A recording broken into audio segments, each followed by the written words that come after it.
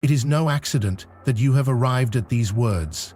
Indeed, there are no accidents in the grand tapestry woven by the divine.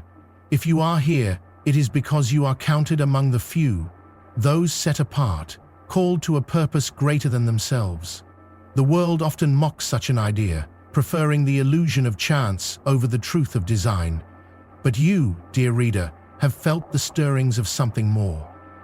This message is not merely an offering of comfort, but a summons to awakening.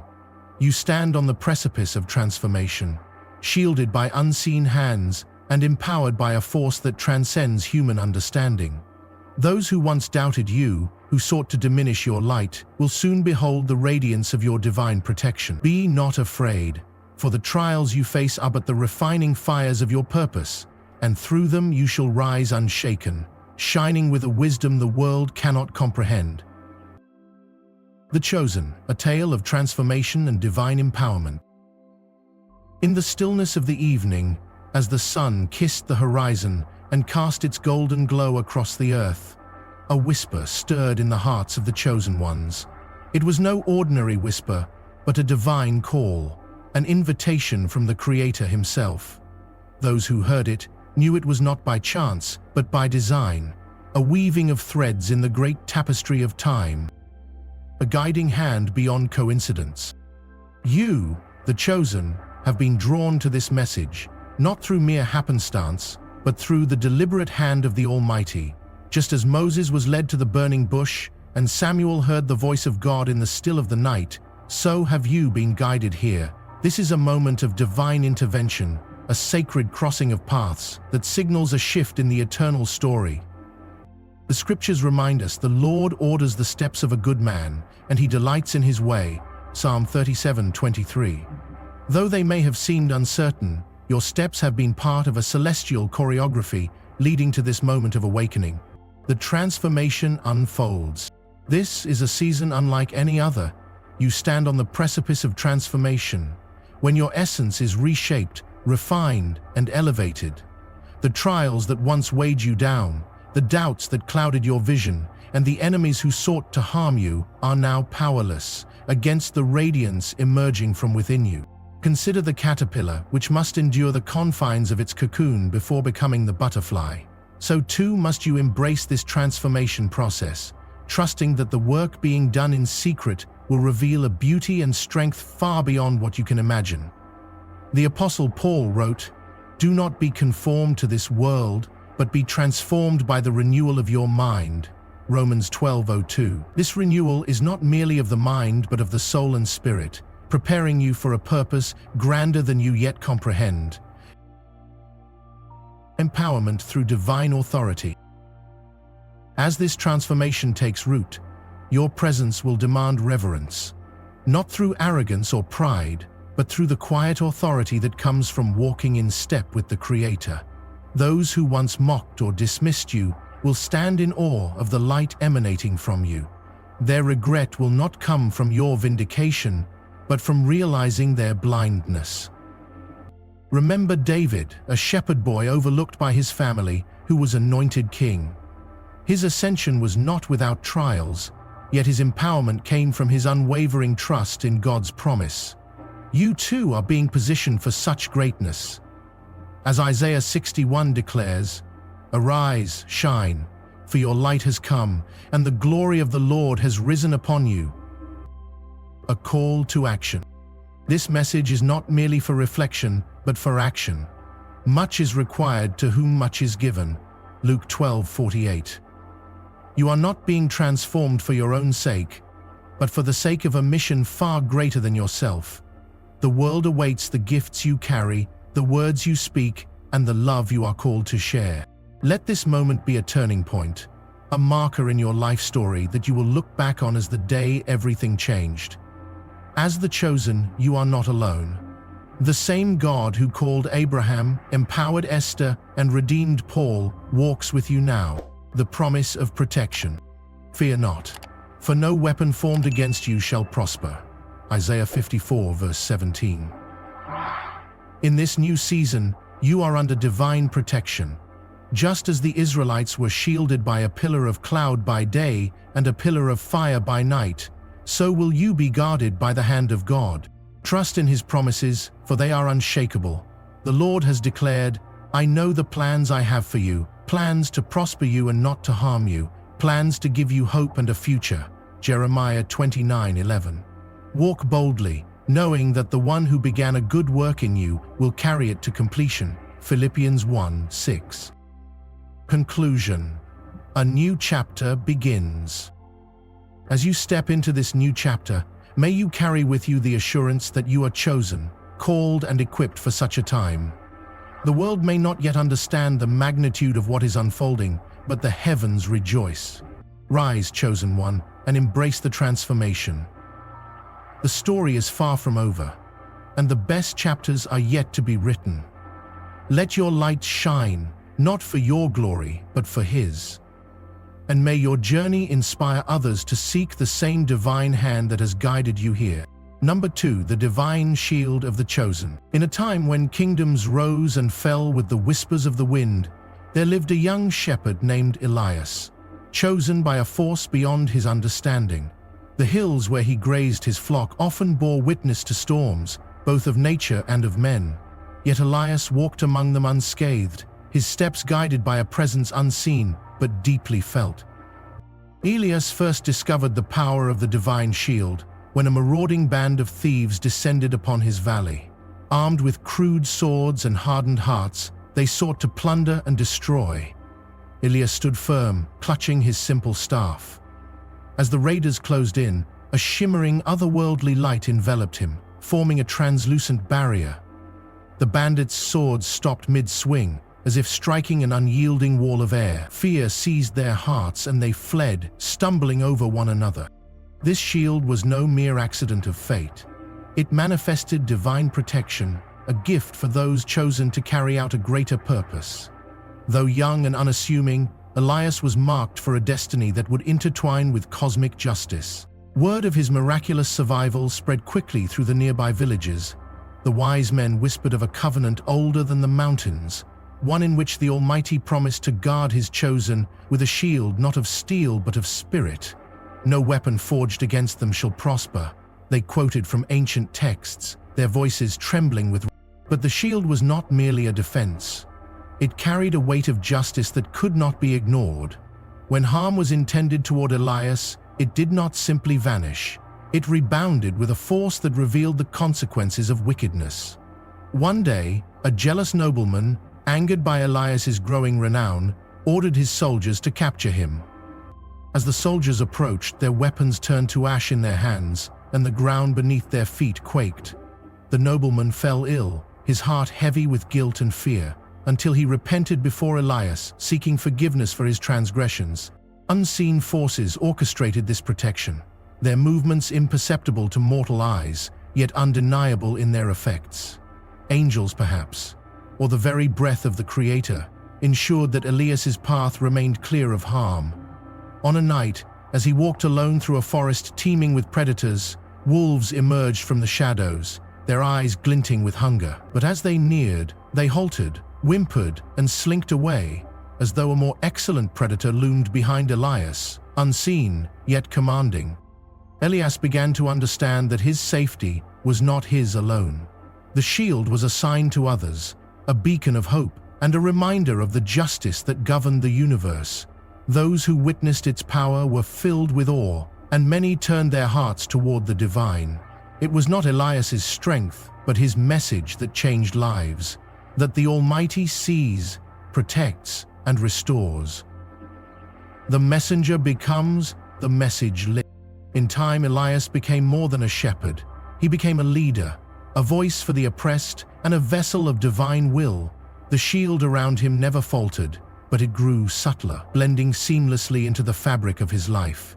It was there when he spoke words of comfort to the brokenhearted, stood before kings and refused to bow to injustice, and knelt in prayer under the stars, asking for guidance. The world may never fully understand the forces that shield the chosen, but their presence is unmistakable. Through Elias, the people saw that justice is not blind but ever watchful, that mercy walks hand in hand with power, and that even the humblest among us can carry a light strong enough to illuminate the darkest times. And so, the legend of Elias lived on, not as a tale of invincibility, but as a testament to the divine. The shield that protected him was a promise.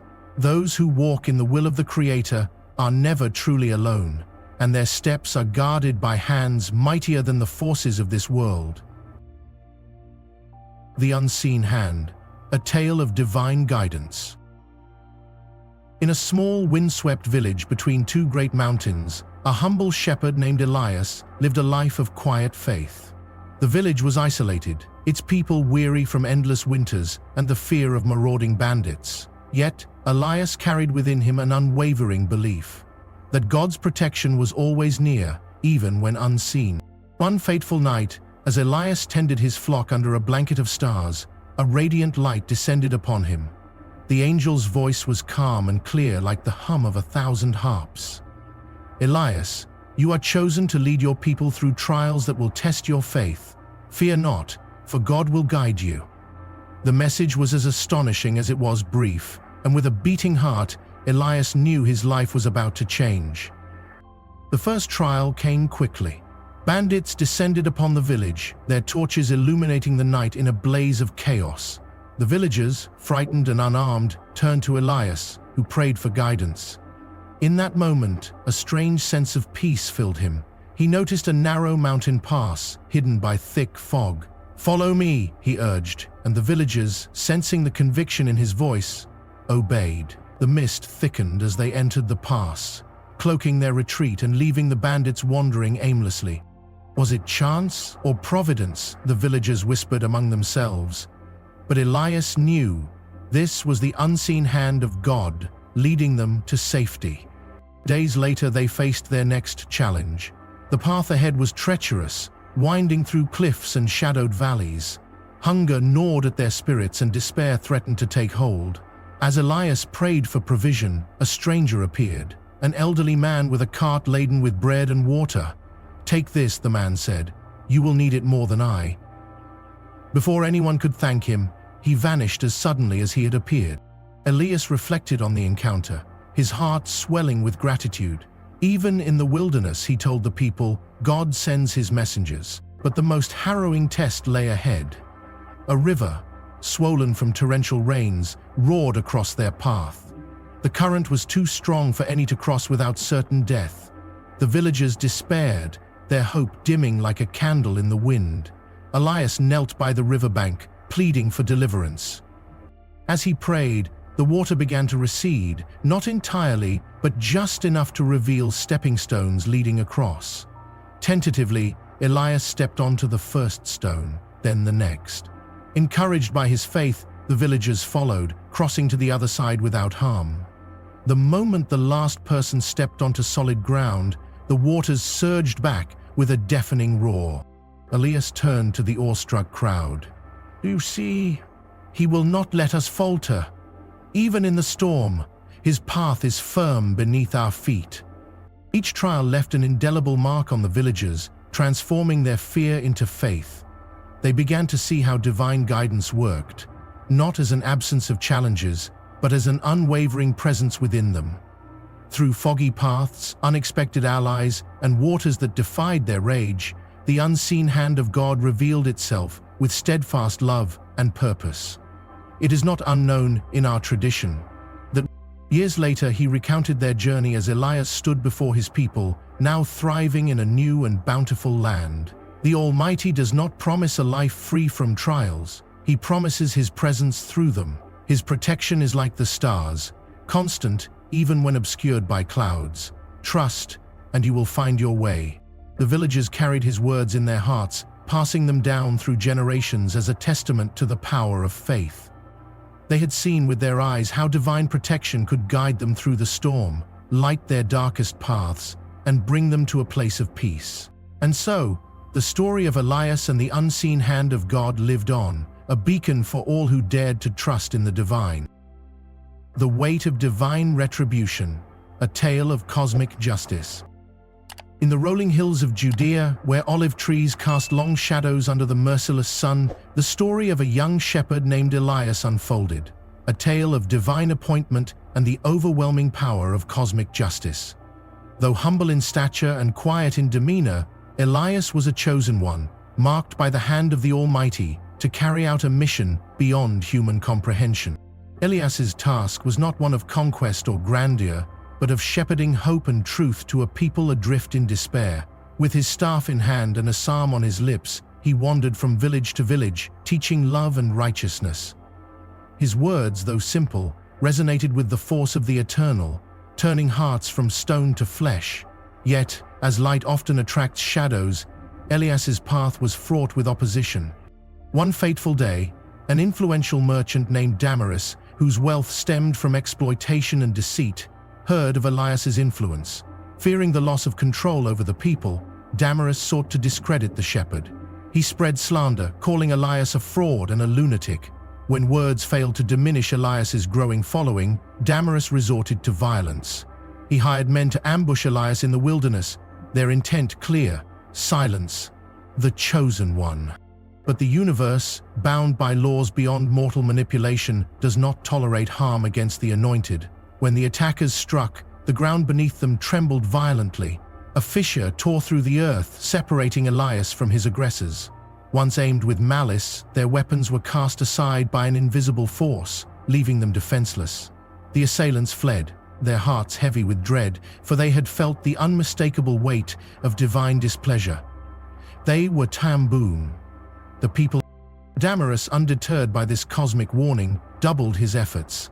He bribed local officials to imprison Elias under false charges, believing chains could silence the truth.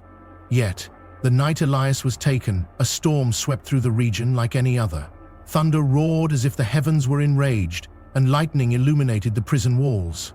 By morning, the guards found Elias untouched, his bonds shattered. Meanwhile, Damaris's entire estate was reduced to rubble by the storm's unrelenting fury. His wealth vanished, leaving him destitute and broken. This reversal of fortune was no mere coincidence. It manifested a universal truth. To oppose a chosen one is to invite the full force of divine retribution. Those who dare to harm the anointed find themselves caught in a web of consequences they cannot escape. The aggressors' plans unravel, their strength turns to weakness, and their pride to humiliation. The scriptures are replete with such warnings. When Pharaoh enslaved the Israelites, plagues befell his land, culminating in the parting of the Red Sea, a miraculous deliverance for the chosen and a watery grave for their oppressors. When Saul pursued David with jealousy, his reign crumbled and he met a tragic end. These stories echo across generations, reminding humanity of a truth as ancient as the stars. To raise one's hand against the chosen is to raise it against the Creator himself. Elias's journey did not end in tragedy but triumph. His faith remained unshaken and his mission continued to flourish. Villages once ruled by fear became havens of peace. The name of Elias became synonymous with divine favor, a living testament to the Almighty's protection over those he calls. The warning is clear for those who oppose the chosen. Tread carefully. Divine justice, though patient, is unyielding. It does not act out of cruelty but as a corrective force, ensuring that the balance of good and evil remains unbroken. And for those who are chosen, take heart. Though trials may come, the forces of heaven stand ready to defend, for the call of the Almighty cannot be silenced by human hands. The shield of the chosen. In the quiet hills of Galilee, beneath the canopy of a star-strewn sky, a young shepherd named Eli was drawn into a mystery far greater than the flocks he tended. Eli was an ordinary boy, yet his heart burned with questions. Why did the stars shine so brightly? Why did the world feel both broken and beautiful? One night, as he sat by the flickering light of his campfire, an ethereal figure appeared before him, a messenger of the divine. "Really?" the figure spoke, its voice a blend of wind and warmth. "You are chosen for a purpose beyond your understanding. But the journey ahead is fraught with trials. You will need a shield, not of iron, but of spirit." The shield, the messenger explained, would not be handed to Eli fully formed. It would be forged through wisdom, sacrifice, and inner transformation. Each trial Eli faced would temper the shield, making it firmer and more radiant, reflecting his growing purity and purpose. Eli's first trial came swiftly. A neighboring village had been struck by famine, and its people begged for aid. Though his family's supplies were meager, Eli felt a stirring within, a whisper of compassion. Against his father's protests, he gathered what little food they had and journeyed to the starving village. As he handed bread to trembling hands, he felt a faint warmth at his chest. It was the first ember of his shield, born of sacrifice. The second trial was one of betrayal. A friend Eli trusted turned against him, spreading lies that shattered his reputation. Anger and bitterness threatened to consume him, but he remembered the messenger's words, "Forgiveness is the mightiest forge." Swallowing his pride, Eli sought out his betrayer and offered peace. It was not easy, but as he did so, the warmth in his chest grew stronger. Forgiveness had tempered his shield, making it more resilient. Years passed, and Eli faced countless challenges. Each required him to choose between fear and faith, selfishness and selflessness, despair and hope. Through it all, the shield grew, not visible, but tangible to the soul. It shielded him from physical harm and the arrows of doubt, the fires of anger and the storms of despair. It was as if the shield mirrored his divine mission, reflecting his journey toward purity and purpose. One day, as Eli stood on the brink of a great battle, his shield manifested in full glory. The enemy before him was not of flesh and blood, but a force of darkness that sought to consume the light. Eli raised the shield, now glowing with the radiance of every trial he had overcome. The darkness recoiled, unable to withstand the brilliance of a soul, refined by wisdom, sacrifice, and transformation. Eli realized then that the shield was not merely a tool for defense, it was a testament to the power of the divine working within him. It was a reminder that the chosen are not set apart because they are perfect, but because they are willing to grow, to struggle, and to trust in something greater than themselves. As the battle ended and the light triumphed, Eli fell to his knees, tears streaming down his face.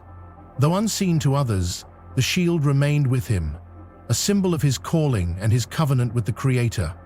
Through it, he had found not just protection, but purpose.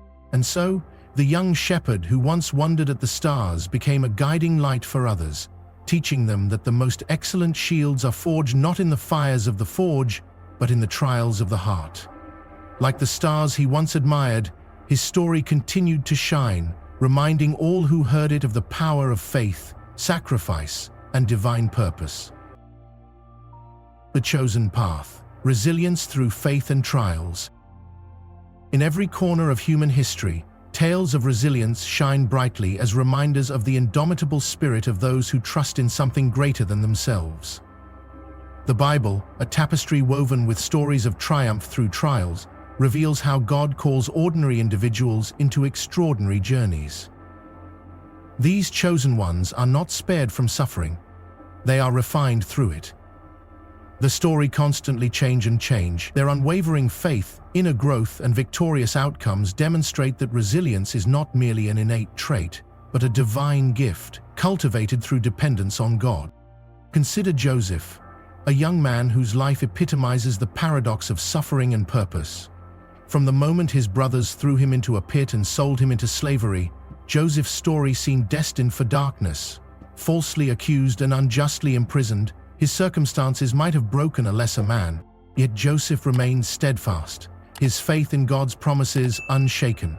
While languishing in prison, he did not succumb to despair. Instead, he used his gifts to interpret dreams, trusting that God's plan was still unfolding. When Pharaoh summoned him, Joseph's years of suffering culminated in a moment of divine elevation. Appointed as a ruler of Egypt, he saved a nation from famine and reconciled with the very brothers who had betrayed him. His resilience transformed his trials into a legacy of forgiveness and providence. The story of Moses further illuminates the resilience of the chosen. Born into slavery and placed in a basket on the Nile, his life began with danger and uncertainty. Rescued by Pharaoh's daughter, Moses grew up in the palace but never forgot his people's plight. After killing an Egyptian in a moment of anger, Moses fled to the wilderness, where he spent decades as a shepherd. In the quiet solitude of exile, God prepared him for his most incredible mission, leading Israel out of bondage. Despite his initial reluctance and inadequacy, Moses obeyed God's call. His confrontation with Pharaoh and the miraculous parting of the Red Sea are testaments to what can happen when faith fuels courage. Moses' resilience was not his alone. It was rooted in the unshakable presence of God, who sustained him through every trial. These stories remind us that resilience is not about avoiding hardship, but overcoming it with hope and purpose. The chosen ones of Scripture demonstrate a strength that is both human and divine, a strength that flows from their relationship with God. As the Apostle Paul writes in Corinthians 4:8-9, "We are hard-pressed on every side, but not crushed, perplexed, but not in despair, persecuted, but not abandoned, struck down, but not destroyed." This resilience is not the absence of pain, but the ability to persevere through it, trusting that God is working all things for good. David's journey from shepherd to king provides another potent example. As a young boy, David faced Goliath with nothing but a sling and his unyielding trust in God. While others trembled before the giant's might, David's faith turned the impossible into reality. His victory over Goliath was not merely personal. It inspired a nation to believe in God's power. Yet David's life was not without hardship. Hunted by King Saul, betrayed by those he trusted, and plagued by personal failures, David's resilience was continually tested. Every season, he turned to God, pouring out his heart in psalms of lament and praise. His life reminds us that resilience is not about perfection but persistence, a willingness to rise repeatedly, secure in the knowledge that God's mercy is new every morning. The ultimate example of resilience, however, is found in the life of Jesus Christ. From his birth in a humble manger to his death on the cross, Jesus faced rejection, ridicule, and unimaginable suffering. In the wilderness, he resisted the temptations of Satan, demonstrating that resilience begins with unwavering trust in God's word. In Gethsemane, he prayed with anguish, yet submitted to the Father's will, saying, "Not my will, but yours be done." On the cross, his endurance reached its zenith as he bore the weight of humanity's sin. What seemed like defeat was in truth the most significant victory. Through his resurrection, Christ triumphed over death and opened the door to eternal life for all who believe. His resilience is the cornerstone of our faith, showing us that even the darkest moments can be redeemed. For believers today, the call to resilience remains as relevant as ever. Life's trials, loss, betrayal, illness, or uncertainty are opportunities to grow in faith. Like gold refined in fire, our character is shaped by adversity. Resilience does not mean suppressing our emotions or pretending that pain does not exist. Instead, it means acknowledging our struggles while trusting God's promises. It means believing, like Joseph, that what others meant for evil, God can use for good. It means stepping forward, like Moses, even when the path seems insurmountable. It means fighting the giants in our lives, like David, with the confidence that God is our ultimate strength. As we walk the chosen path, remember that resilience is not a solitary endeavor. It is sustained by community, inspired by the testimonies of others, and anchored in the faithfulness of God. When we endure with grace and hope, our lives become living testimonies of God's power. Like the heroes of Scripture, we have the opportunity to inspire others, pointing them toward the one who makes all things possible. The Chosen Flame, a tale of redemption and transformation. A young man named Elias lived in a small, unassuming village on the edge of a vast desert. He was no different from the others, or so it seemed. Yet, Elias bore an inexplicable gift from an early age, the ability to transform the world's darkness into radiant light. Some called him blessed, others feared him, but few truly understood the weight of his calling. One evening, while tending to his father's sheep under a sky scattered with stars, Elias heard a voice, soft yet commanding, like a melody that pulled the strings of his soul. It was a voice that seemed to come from both within and without. "Elias, son of this land, you have been chosen," the voice said. "The time has come to restore balance where discord reigns." The young man fell to his knees, trembling. "Who speaks to me? What do you ask of me?" "I am the one who fashioned the heavens and the earth," replied the voice. "And I ask only this: stand as a shield against the darkness, turning every arrow of hate into a river of love." Thus began Elias's journey as one of the chosen. He wandered through the lands, stepping into places broken by conflict and despair. The same pattern unfolded each time. Those with malice in their hearts would confront him, hurling their hatred like flaming arrows. Yet, as the arrows neared, they would dissolve, transformed into gentle streams of light that bathed the people in peace. A wealthy merchant sought to humiliate Elias in one village plagued by greed. "You think you can change hearts with your so-called light?" the merchant sneered, tossing a bag of coins at Elias's feet. "Here, buy yourself some faith." Elias knelt and picked up the coins, his hands glowing faintly. As he held them, the gold began to shimmer, and the merchant gasped as the bag vanished, replaced by food and clothing for the poor who had gathered nearby. "What sorcery is this?" the merchant demanded, his voice quivering. "It is not sorcery," Elias replied. "It is the balance of the Maker. Greed is but a shadow. When touched by light, it reveals the truth of generosity." Word of Elias's deeds spread, attracting both followers and enemies. Many sought to test his power, yet none could prevail. One day, a warlord, whose heart was blackened by cruelty, captured Elias, intending to break him. "You claim to turn evil into good," the warlord spat. "Let us see how your light fares in my darkness." The warlord had his soldiers build a great pyre and bound Elias at its center. The crowd gathered, some jeering, others weeping, as the flames rose. Yet Elias stood unshaken, his face serene. As the fire roared, it did not consume him. Instead, it turned into a pillar of light, illuminating the crowd. The soldiers dropped their weapons, their faces softened, and the warlord fell to his knees, tears streaming down his face. "What is this power?" the warlord whispered. "It is not my power," Elias said, his voice gentle. "It is the Maker's will, to restore all things to harmony. Even you are not beyond redemption." From that day, the warlord abandoned his path of destruction, becoming a protector of the weak. The flames meant to destroy had kindled a light in his heart, spreading like wildfire across the land. Elias continued his journey, though he remained ever humble. He knew his gift was not his own, but a reflection of the Creator's love. Wherever he went, he left behind miracles and a profound truth. Even in the darkest corners of the world, the light of hope and redemption could shine. Centuries later, his story would be told in whispers, sung in hymns, and etched into the hearts of those who believed.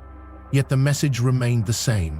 When the chosen transform hate into love, fear into courage, and despair into hope, the balance of the cosmos is restored. Elias's journey reminds us of an ancient promise. No matter how fierce the darkness, the light will always prevail. The light is not just around us, it is within us, waiting to be kindled by faith, courage, and the touch of the Maker's hand.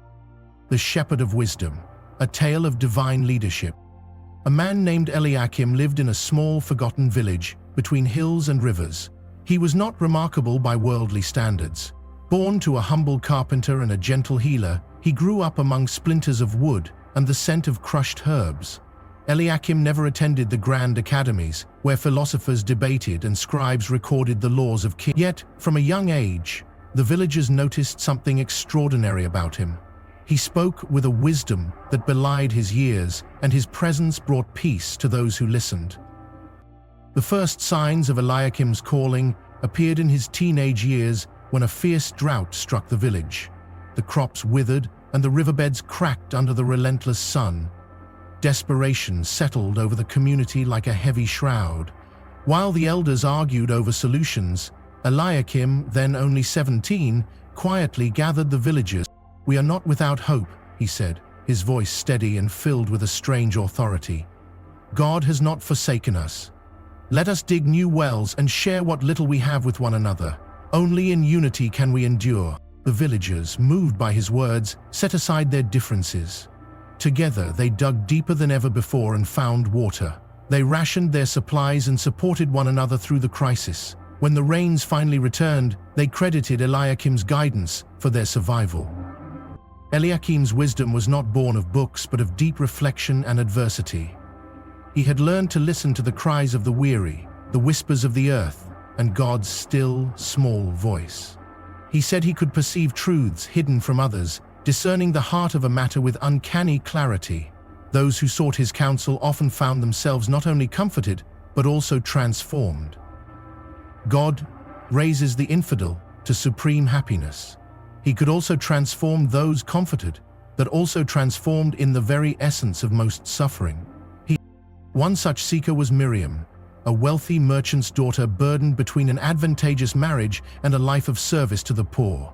Torn and restless, she came to Eliakim one evening as the sun dipped below the hills. "What should I do?" she asked, her voice trembling. "If I marry, I secure my family's future, but my heart yearns to care for the sick and the destitute. How can I choose between duty and desire?" Eliakim regarded her with gentle eyes. "Miriam," he said, "the path of righteousness is not always the path of ease. But consider this: God has placed in you both the resources of wealth and the compassion to heal. Must these be opposed? Perhaps they are meant to work together. Seek a way to honor both callings, and you will find peace." Inspired, Miriam used her dowry to establish a clinic for the poor, merging her family's prosperity with her passion for service. Her decision not only brought her fulfillment, but also transformed the lives of countless others. She often credited Eliakim's insight as the turning point in her life. As Eliakim's reputation grew, so did the demands on his time. People traveled from distant towns to hear him speak or to seek his wisdom. Some came with questions of morality, others with disputes or personal dilemmas. Yet, despite the growing crowds, Eliakim remained humble. He would often retreat to the hills to pray, seeking strength and guidance from God. It was during one of these retreats that Eliakim had a vision. In it, he saw a tree with roots stretching deep into the earth and branches reaching toward the heavens. Birds nested in its boughs, and travelers rested in its shade. A voice whispered, "This is the leader you are called to be," deeply rooted in truth, yet always reaching upward, providing shelter and rest to all who come. Serenity includes the first loaded book, and conquest in the last 5. And with the departure of life and death woven into each shape, the carts receive a leadership that guides them in their day-to-day flight. This vision shaped the rest of Eliakim's life. He became a leader unlike any other, not by wielding power, but by serving. He taught that true leadership begins with humility and that wisdom grows from listening. He showed that influence is not about commanding others, but inspiring them to see their God-given potential. Eliakim's story reminds us that greatness is not reserved for the educated or the privileged. It is born in those who, like him, embrace challenges with faith and courage, who listen profoundly and act justly. His life is a testament to the truth that God often chooses the unassuming to lead with unparalleled wisdom. And so, the legend of Eliakim, the shepherd of wisdom, endures. His example calls us to lead with compassion, to serve with humility, and to trust that God's plans for us often exceed our understanding. In his story, we find not just a tale of leadership, but an invitation to become leaders in our own right, rooted in truth and reaching for the heavens. The chosen light, shaping reality through faith. In the heart of creation lies a profound truth. God's chosen ones are not mere spectators of reality. They are sculptors of the world, bearers of divine purpose, and agents of transformation. Their stories, interwoven with faith, illuminate the dynamic interplay between human action and divine providence. The Bible offers a treasury of such narratives. Take Joseph, a man cast into the abyss of betrayal by his brothers. Sold into slavery, falsely accused and imprisoned, Joseph faced circumstances that could have broken the strongest of spirits. Yet his unwavering faith allowed him to see beyond the immediate suffering. Joseph turned the prison into a place of purpose, interpreting dreams and offering hope to fellow prisoners.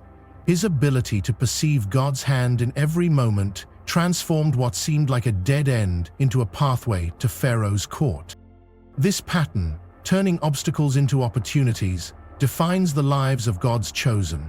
They do not see hardships as the end, but as the raw material for divine craftsmanship. Jesus himself embodies this principle. He did not see scarcity when faced with a crowd of thousands and only 5 loaves and 2 fish. Instead, he gave thanks, broke the bread, and turned insufficiency into abundance. His actions fed the multitudes and revealed the reality-shaping power of faith and gratitude. But the influence of the chosen extends beyond mere circumstances. Their presence becomes a source of emotional and spiritual renewal. In the Old Testament, the story of Ruth and Naomi illustrates this beautifully. Naomi, bereft of her husband and sons, felt abandoned by God. Yet Ruth's steadfast loyalty and love reignited Naomi's hope. Where you go, I will go. Where you stay, I will stay. Your people will be my people, and your God, my God. Ruth 1:16. Ruth's commitment transformed Naomi's despair into a new chapter of blessing and restoration. Similarly, Jesus' presence brought healing and upliftment wherever he went. When he visited the house of Jairus, mourning over the death of his daughter, Jesus spoke life into a lifeless situation. "Do not fear, only believe," he said, and with those words, reality shifted. The girl arose and mourning turned to joy. The emotional impact of the chosen is undeniable. They embody the hope that God's love is ever present and unrelenting. Beyond personal encounters, the chosen can alter the course of events on a larger scale. Consider Esther, a Jewish queen in a foreign land. Faced with the annihilation of her people, she could have remained silent, hidden behind the safety of her royal position. Yet, she recognized the divine purpose in her placement. Who knows but that you have come to your royal position for such a time as this? Esther 4:14. Her bravery not only saved her people, but also demonstrated how one individual, aligned with God's will, can shift the destiny of nations. What makes these stories so compelling is their universality. They remind us that the power to shape reality is not limited to biblical figures. It is available to anyone who dares to trust God's promises. Faith is not passive but an active force that redefines what is possible. When we align our intentions with God's purpose, even the darkest valleys become fertile ground for miracles. C.S. Lewis once wrote, "Miracles are a retelling in small letters of the very same story which is written across the world in letters too large for some of us to see." The chosen, through their faith, become participants in this divine retelling. They invite others to see the world not as it is, but as it could be through God's grace. They reshape reality not by sheer willpower, but by surrendering their will to a higher purpose. In today's world, where despair often seems more tangible than hope, the stories of the chosen offer a counter-narrative. They remind us that the power to change our circumstances lies not in denying the difficulty, but in embracing it with faith. Like Joseph, we can find purpose in the pit. Like Ruth, we can offer steadfast love that heals. Like Esther, we can rise to the occasion and change the course of history. The question remains, will you dare to believe that you too are chosen? Will you trust God's hand is upon your life, shaping your reality even amid uncertainty? The call of the chosen is not reserved for the extraordinary but extends to the willing. In God's kingdom, even the smallest act of faith can set off ripples that transform the world. Let us then rise with the faith of Joseph, the courage of Esther, and the love of Ruth. Let us become co-creators with God, shaping a reality that reflects His glory. Ultimately, the power of the chosen is not theirs alone. It is the power of God working through them, turning the ordinary into the extraordinary and the impossible. The universal law of divine balance. In the tapestry of the cosmos, a law exists as unyielding as gravity and just as the sunrise.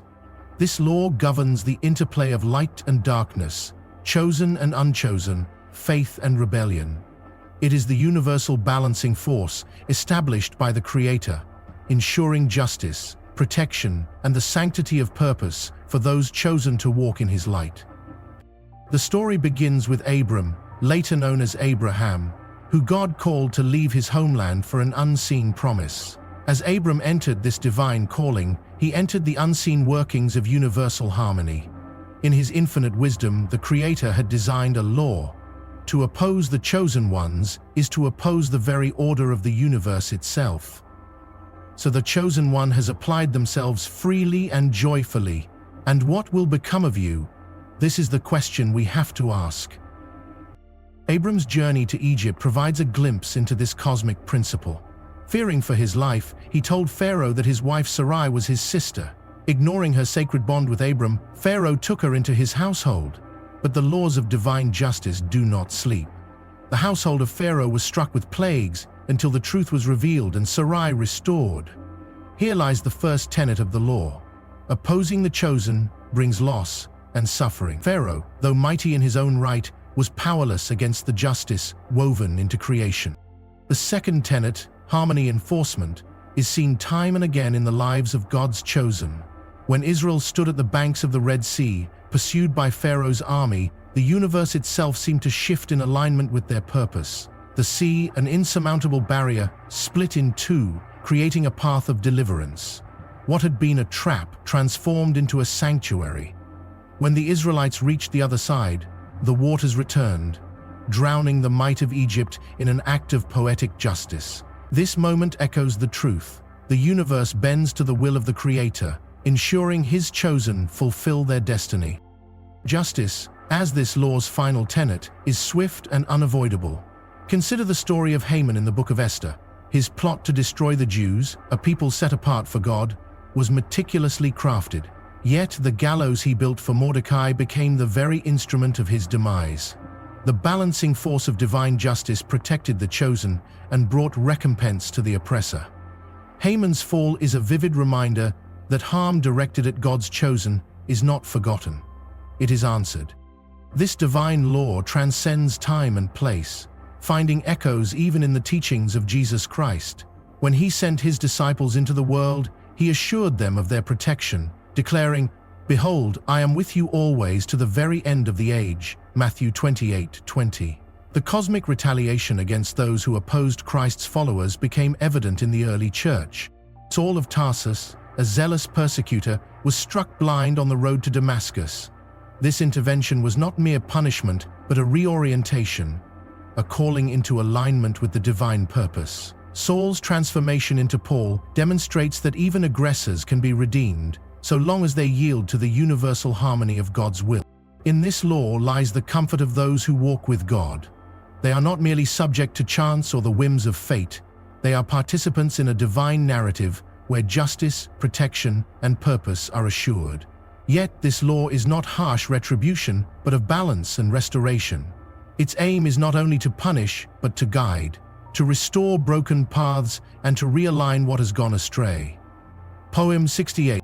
The universal balancing force is not a distant, mechanical principle. It is the active love of a Creator who watches over His own. It is the assurance that no harm goes unnoticed, no injustice unaddressed, and no purpose unfulfilled. In every trial, the chosen ones are not abandoned, but are witnesses to a more remarkable story unfolding.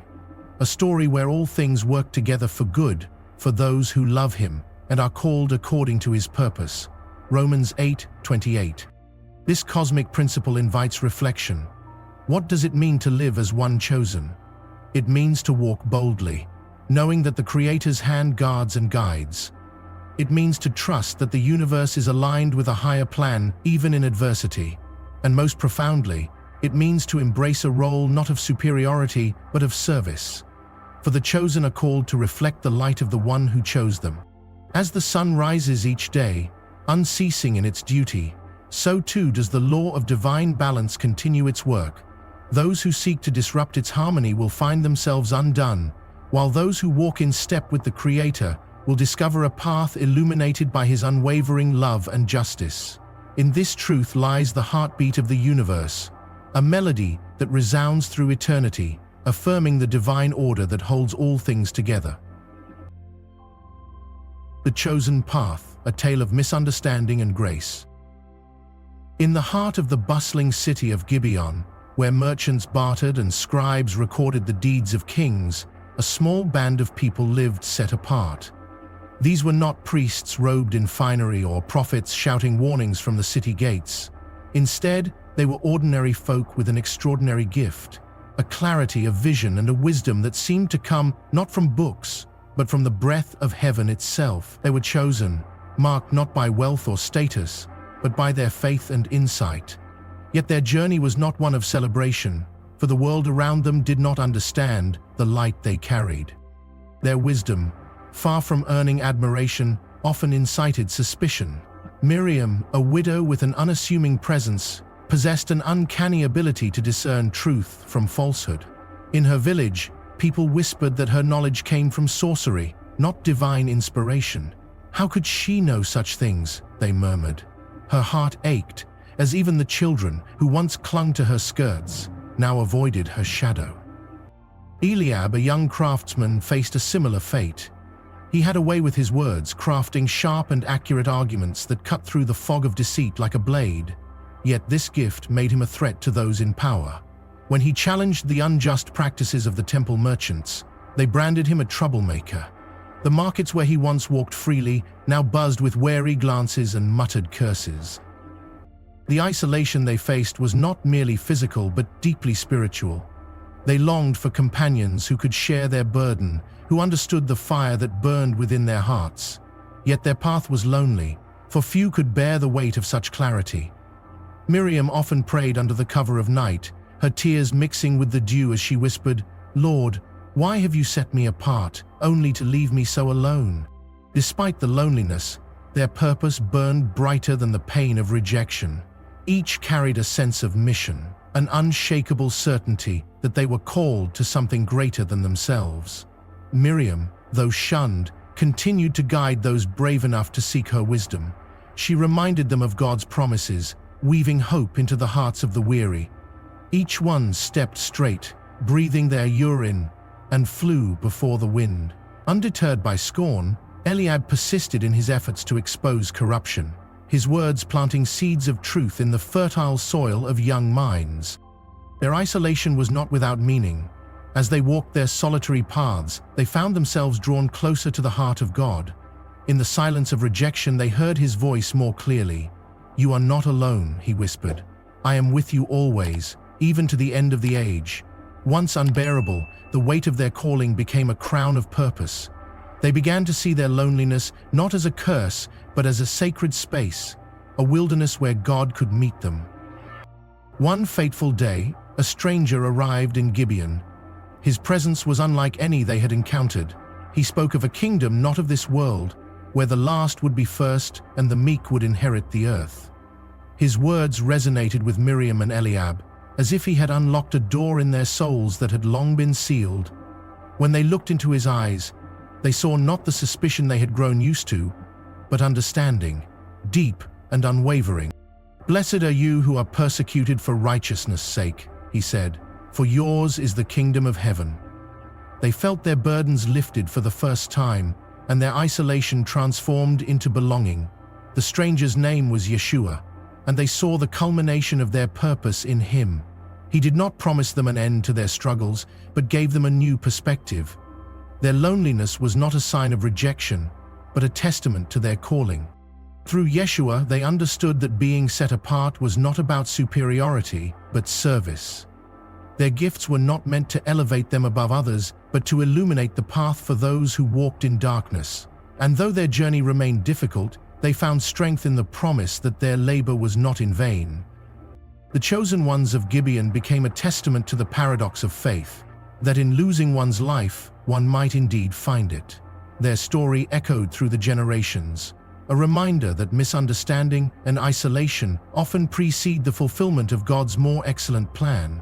In their loneliness, they discovered the profound truth that to walk with God is to walk a narrow and glorious path, where even the darkest valleys are lit by the fire of His love. The Chosen Ones, a tale of divine guardedness. In the quiet hills of Judea, there lived a young shepherd named Asher, a man of unwavering faith but burdened by an unshakable guardedness. Though his sheep grazed peacefully under his care, his heart was walled against the world. Those who knew him spoke of his kindness, but often puzzled over his reluctance to open his life to others. Little did they know, Asher's caution was a mantle God himself gave, a shield for a purpose greater than his humble station. One evening, as twilight painted the heavens in hues of gold and crimson, Asher sat under an ancient olive tree. The voice of the wind carried a gentle, divine whisper. "Asher, you are chosen." Startled, he looked around, but there was no one. Then came the voice again, clearer this time. "Guard your heart and listen well. You have a mission." From that moment, Asher became acutely aware of the weight of his calling. He recalled the stories of old, of Joseph, betrayed by his brothers yet destined to save a nation, of David, anointed king yet hunted by Saul, of Moses, rejected by his people yet chosen to lead them to freedom. Like them, Asher felt the tension of divine purpose and human vulnerability. Asher's guarded nature became both his strength and his challenge. He learned to discern the intentions of those around him, much like a shepherd discerning wolves among his flock. When an ambitious merchant sought to persuade him into a lucrative but dubious partnership, Asher declined, sensing a shadow of greed. When a neighbor, under the guise of friendship, pried for personal details, Asher shared only what was necessary. It was not distrust but wisdom, a deep awareness that his mission required compassion and caution. Yet this guardedness did not harden his heart. Asher remained kind to those in need, offering food to the hungry and shelter to the lost. He remembered the words of Proverbs, "Above all else, guard your heart, for everything you do flows from it." His care for others flowed from his guarded heart, like pure water from a protected spring. One night, as he tended his flock under a canopy of stars, an angel appeared, radiant and awe-inspiring. "Fear not, Asher," the angel said, "for you are to deliver a message to the people. A great trial is coming, and they must prepare their hearts. But beware, for not all will welcome the truth." The following days tested Asher's resolve. When he spoke of the angel's message, some mocked him, while others plotted against him, fearing his words might disrupt their comfortable lives. Asher's guardedness became his armor, protecting his mission from the arrows of betrayal and doubt. Yet even in the face of opposition, he spoke with the courage of one who walked with God. Asher's story reached its crescendo when he confronted a powerful elder known for manipulating the townsfolk. With unwavering calm, Asher said, "The truth cannot be silenced. You may seek to discredit me, but the message is not mine to keep or control. It belongs to the one who sent me." The elder, struck by Asher's resolve, could not meet his gaze. In that moment, the townsfolk saw the light of truth in Asher's guarded yet compassionate spirit. Slowly, hearts began to turn, and the people started preparing for the trial foretold by the angel. Years later, Asher's name was remembered not for his fame or wealth, but his unwavering faith and wisdom. His guarded nature, born of divine instruction, had preserved the purity of his mission. Like a shepherd who watches over his flock with vigilance and care, Asher had protected the message entrusted to him. The Ripple of Purpose, a story of faith and action.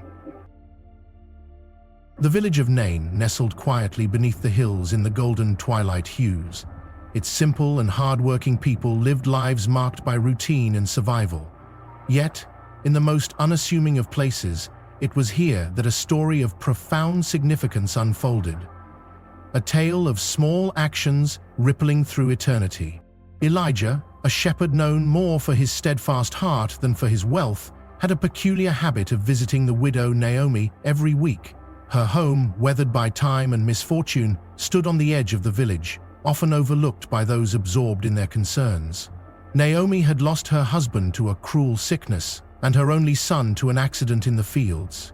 She lived in silence, her spirit burdened by loneliness and despair. One evening, Elijah arrived at her door, carrying a loaf of bread and a jar of honey. He spoke little but listened well, letting Naomi's words flow like a river released from a dam. Each week his visits brought comfort.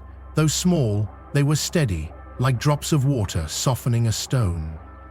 Unbeknownst to Elijah, his actions were not confined to the walls of Naomi's humble home. Her neighbor, a young girl named Leah, often watched him from her window. Leah was burdened with her insecurities, feeling invisible in a world that demanded much and gave little. But in Elijah's quiet service, she saw something extraordinary. His kindness was not for show, but for the simple sake of goodness. She began to wonder, could I live like that? Months passed and the village faced a harsh drought. Food grew scarce and tempers frayed. Yet, inspired by Elijah's example, Leah began to leave small offerings at the doors of those who had less than her family. A few figs here, a jug of water there. She acted anonymously, but the acts themselves were not invisible. Others began to notice the unexpected generosity and felt compelled to give what they could.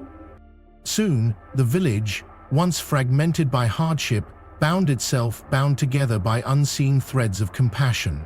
Farmers shared their meager harvests. Seamstresses mended clothes for free. Even the wealthier merchants, who had once turned a blind eye to the suffering around them, started contributing. One day, a traveling rabbi arrived in Nain, drawn by stories of the village's uncommon unity. He spoke to the people in parables, urging them to live with purpose and integrity. His words stirred hearts, but his actions spoke even louder. When he saw a funeral procession, Naomi's, in fact, he stopped, touched the bier, and called her son back to life. The village, already transformed by small acts of kindness, now witnessed a miracle that would echo through generations. The rabbi's presence revealed the divine truth behind the seemingly ordinary. Every act carries the potential for eternal impact, no matter how small. Elijah's visits, Leah's gifts, and the collective generosity of the village had prepared the soil for a miracle to bloom. Generations later, the story of Nain was still told, not merely for the miraculous resurrection, but for the chain of actions that had led to it. Parents taught their children about Elijah's steadfast heart, Leah's quiet bravery, and how a community's intentional choices could create a cascade of hope. In this tale lies a profound truth. Though seemingly insignificant, our actions carry the weight of eternity. They ripple outward, influencing lives we may never meet, shaping futures we cannot foresee. The shepherd's loaf of bread, the girl's handful of figs, and the rabbi's touch were all woven into a tapestry of divine purpose. And so, the village of Nain stands as a testament to the power of living intentionally, with integrity and love.